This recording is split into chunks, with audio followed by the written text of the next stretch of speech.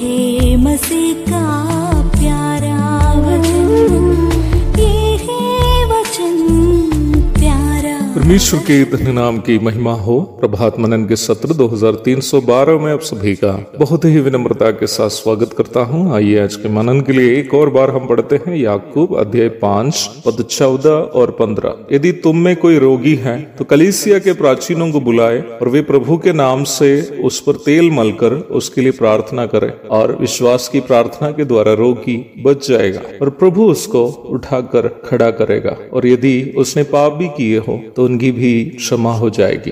कल के मनन समाप्त करते वक्त मैं आपके साथ एक वादा किया था कि ये बताऊंगा कि प्राचीन लोग बीमार विश्वासी के लिए प्रार्थना करते समय कौन सा तेल मलना चाहिए।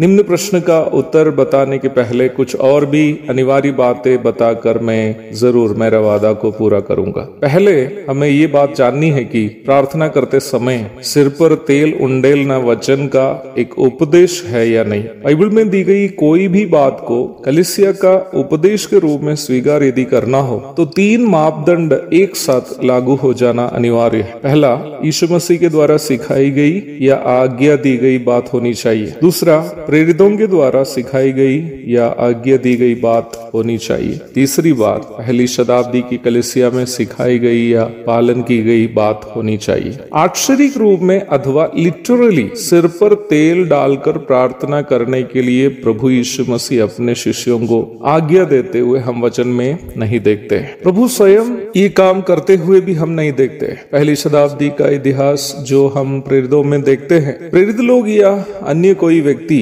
तेल मलकर प्रार्थना करते हुए हम वचन में नहीं पढ़ते। याकूब प्रेरित नहीं था परंतु प्रेरितों के बीच में सम्माननीय व्यक्ति था। उस हिसाब से पहले बताए गए 3 मापदंडों में केवल एक ही मापदंड इस विषय में समर्थन में है। अवश्य याद रखें कि जब तक तीनों मापदंड एक साथ लागू नहीं होते हैं, हम किसी भी पवित्र शास्त्रीय तथ्य को एक उपदेश अथवा कलीसिया का सिद्धांत के रूप में स्वीकार नहीं कर सकते। इसका मतलब याकूब यह तेल मलकर प्रार्थना करने की जो बात बताई है वो एक उपदेश नहीं है बल्कि प्रायोगिक रूप में परिस्थिति के अनुसार लागू करने की एक बात है। याकूब की पत्री के अध्ययन के शुरुआत से लेकर मैं आपको ये बात बताते आ रहा हूँ कि याकूब की ये पत्री न्याय व्यवस्था एवं यहूदी रीति रिवाजों की परिप्रेक्ष्य में लिखी गई एक पत्री है। यहूदियों की रीति के अनुसार घायल व्यक्ति के उपचार में या बीमार व्यक्ति की चिकित्सा स्वरूप सार्वजनिक रूप में जैतून का तेल का उपयोग करते हुए हम वचन में देखते हैं। मरकुस 6:13, लूका 10:34। निम्न परिप्रेक्ष्य में देखा जाए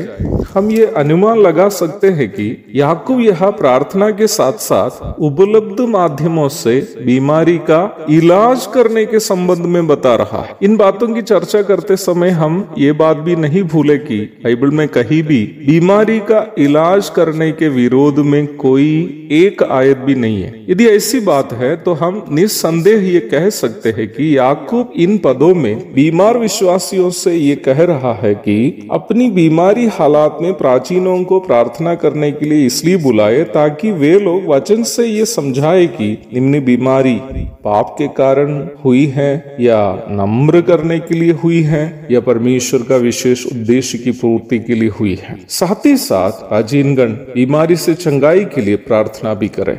उसी समय बीमार विश्वासी बीमारी के लिए इलाज जारी रखते हुए बीमारी के पीछे का परमेश्वर का उद्देश्य के लिए स्वयं समर्पण यदि करता हो तो प्रभु उसकी बीमारी से चंगाई प्रदान करने के साथ साथ यदि वो पाप किया तो उसके पश्चाताप को स्वीकार करते हुए उसको क्षमा भी प्रदान करेंगे। लेकिन अभी भी मुख्य सवाल बाकी है, प्रार्थना करते समय कौन सा तेल लगाए। उसके लिए अच्छा रहेगा कि आप एक अच्छा डॉक्टर से संपर्क करें, वही बताएंगे कि आपकी बीमारी के लिए कौन सा तेल अर्थात कौन सी दवाई आपको लेनी है। एक और शुभ दिन की धन्य कामनाओं के साथ आज का मनन में यहाँ समाप्त करता हूँ। प्रभु आप सबको आशीष दे। आमीन।